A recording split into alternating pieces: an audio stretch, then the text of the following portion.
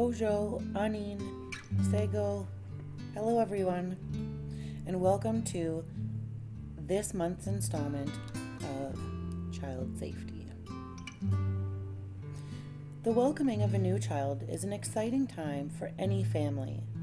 However, before the baby arrives home, it is important that parents thoroughly consider the environment that their baby will be entering. Unintentional injuries are the leading cause of death for children aged 1 through 19.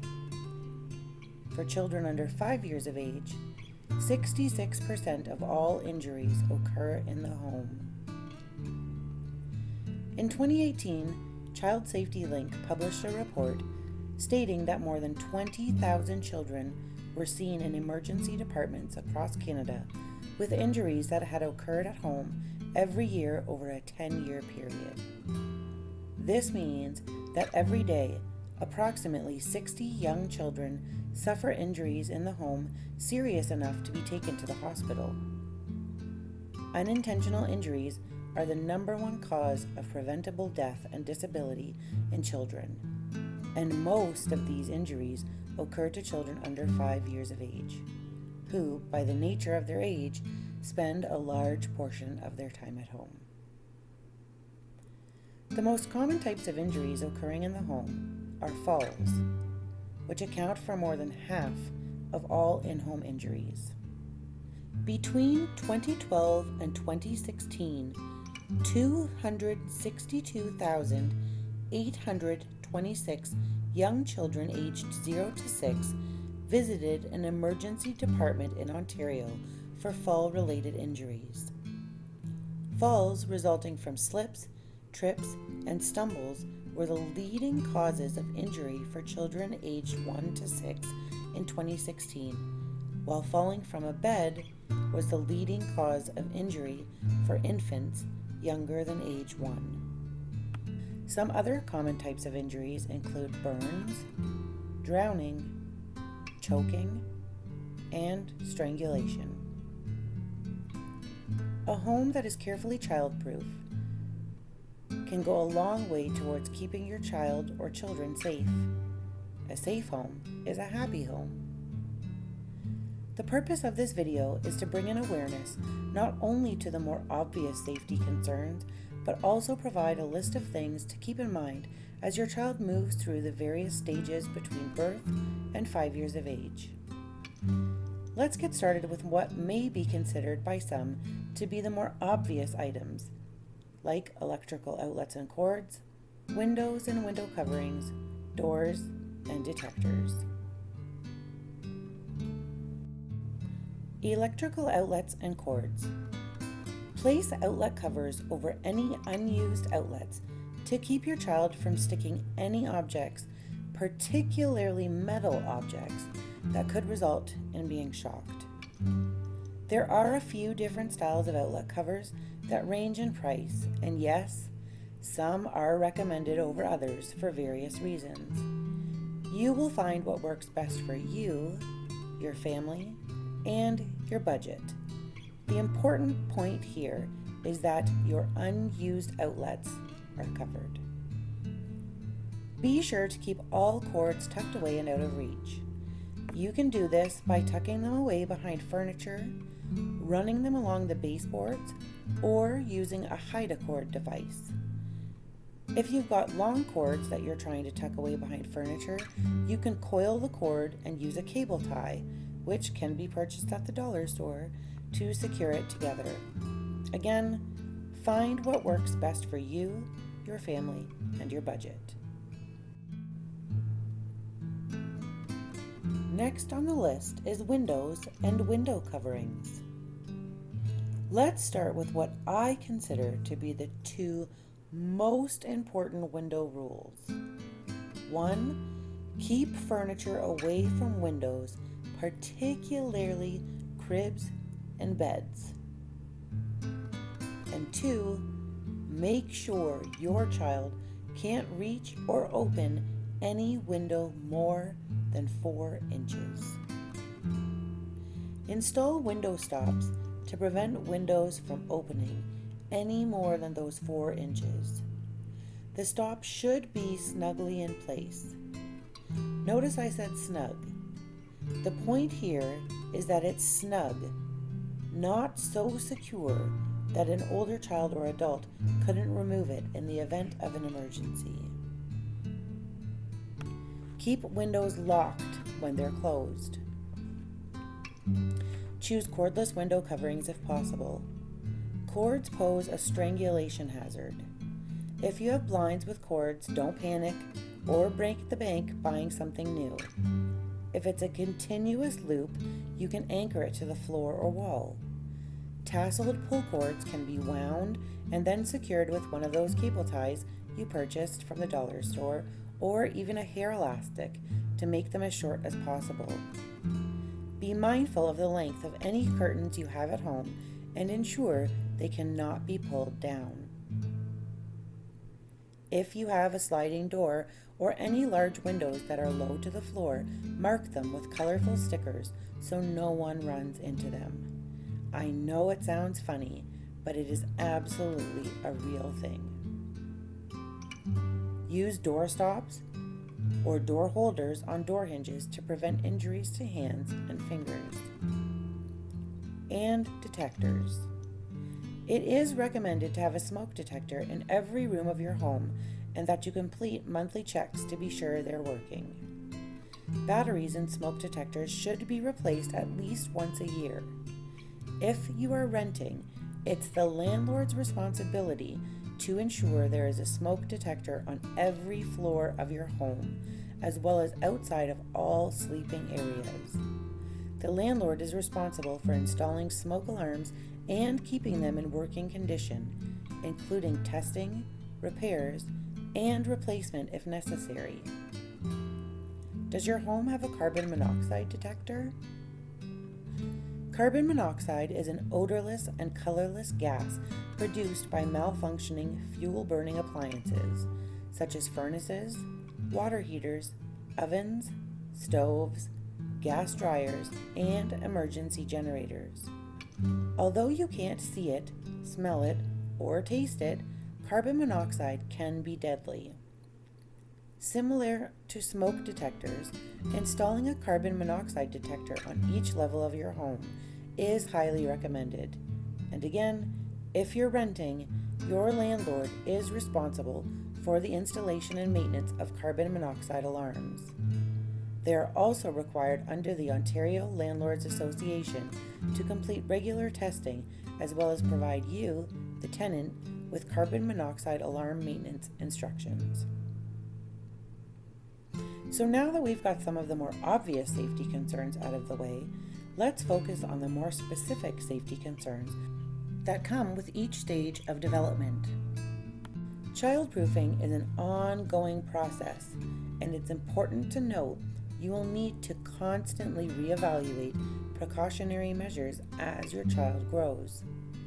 The baby gate you placed at the top of the stairs when your child started crawling may become their favorite thing to climb once they've turned 2. We'll start with the newborn stage, which covers the time before baby is on the move. It makes sense to begin childproofing before your child is on the go.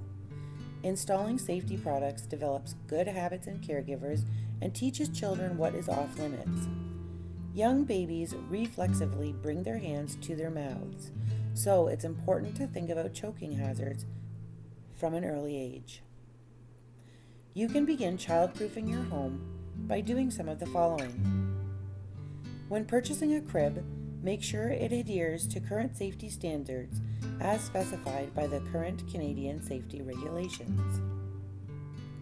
Keep things like pillows, bumper pads, stuffed animals, and blankets out of the crib when baby is in it. Place baby monitors and their electrical cords at least 3 feet away from the crib. Use hands-on supervision during bath time as well as when baby is on the changing table. Get in the habit of closing the toilet lid. Install gates to prevent access to stairs and other areas you wish to keep off limits. Adjust your water heater temperature to 120 degrees Fahrenheit or 49 degrees Celsius. Create a storage area for purses, backpacks, briefcases, etc. that is out of reach of your children. Anchor TVs and furniture, including dressers and bookcases. Next comes the Curious Explorer stage. Crawling and cruising children will grab onto almost any surface and may pick up any visible item. Everything is new and exciting to them, and they like to check out new items by tasting them. Make sure that crawlers can only access areas free of harm. As soon as your child begins rolling over, make sure you've taken care of all of the items on the newborn list. Childproofing for curious crawlers includes new steps. Cover all electrical outlets that are lower than counter height if you haven't already. Remove night lights from any lower outlets. Only use stationary play centers such as exercisers and jumperoos. Cover sharp furniture edges and corners. Pack up and put away breakables and valuables. Keep items away from the edges of tables and countertops. Secure and hide electrical cords. Install latches on appliance and oven doors, or always keep them securely closed.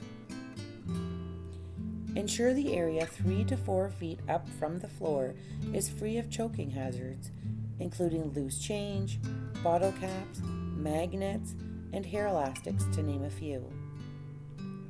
Keep household cleaners and medication up high. Latches help, but it's better to not take any chances. Learn and program the number for Ontario Poison Control into your phone. It's also a good idea to post the number in an obvious place in your home, perhaps on the fridge, for others to see and have access to in case of an emergency. Turn pot handles inward on the stove and use back burners as often as you can. Empty bathtubs and buckets of water immediately after use. Ask older siblings or visiting children to pick up their toys carefully after playing and ensure you or another responsible adult double checks the area. Next, we'll transition into the very active and finds trouble quickly stage, which is often representative of toddlerhood. Toddlers walk, run, and climb. They're not always going to follow your instruction of no, so it's best to have safety gates installed early so that your child knows which areas are off limits. Be prepared to give lots of clear reminders about safety. Children in this stage have a hard time remembering even the simplest of rules. Make sure the steps in the previous stages have been completed because there is more to do now to ensure your busy child's safety. Again, keep windows locked. Screens will not protect a child from falling out of a window. Lock doors to the outside. Depending on the height and creativity of your child, you may also want to consider additional door locks that can be placed higher up on the door and completely out of reach of your child. Keep all household medications in child-resistant containers in a high cabinet. Out of sight, out of mind. Never refer to medicine as candy or take your own medication in front of them. Toddlers love to imitate adults. Unplug small appliances and keep them out of reach. Remove sharp items from countertops. Secure doors to off-limit areas such as basements and garages. Install stove knob covers if you have a stove that has knobs on the front. Create a space out of reach of children for small electronic devices to rest as well as charge. Place hot foods and liquids in the center of tables and countertops, not on edges, tablecloths, or placemats. Be careful with chairs and step stools, especially if you have a climber. And ensure couches, and other furniture are not placed next to balconies, windows, or railings. Lastly, we'll discuss the more they do, the more dangers they find stage. Children ages 3 to 5 can understand why some items and actions are dangerous. Nonetheless, their impulses often push them to do what they know is forbidden. Your child will likely have outgrown their crib. At this stage, children may use their improved motor skills to investigate rooms and items which have previously been off limits. Now is the time to double check previously installed latches, locks, and gates to see if your child is now able to undo them. If you discover they are, you may need to consider replacing them with something more challenging. Begin to explain to your child why certain items are dangerous, but don't expect them to listen or stay away from these dangerous items all of the time. Continue keeping cleaners and medications out of reach. Teach children how to respond to the sound of a smoke alarm at home. Odds are this won't be a new sound to them if they have attended a child care setting or have started junior kindergarten. Make an escape plan and practice it with your children.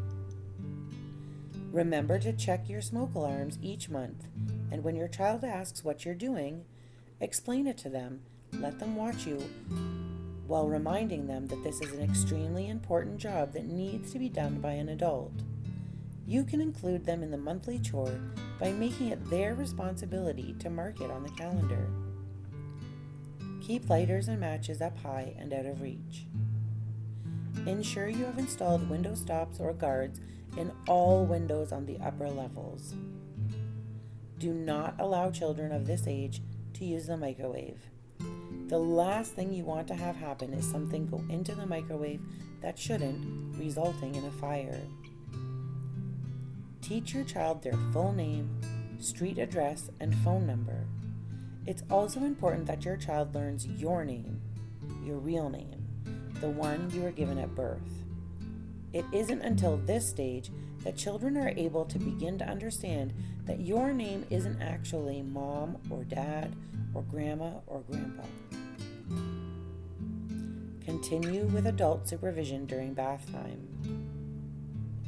Keep any and all firearms unloaded and locked in a cabinet. And remove or modify any storage trunks or chests that cannot be opened from the inside. I know that this is a lot of information to take in all at once, so I do hope that you'll refer back to this video as your child continues to grow. If you have any questions and or concerns, please feel free to connect with us through our Facebook page at NWASA CAPC CPNP Brantford, or directly through email, text message, or direct call. You can also check out a number of our other videos on our YouTube channel at NWASA Hamilton. Keep an eye out for next month's calendar and more information about our outdoor safety video. Until next time, Gwabmin Minwa.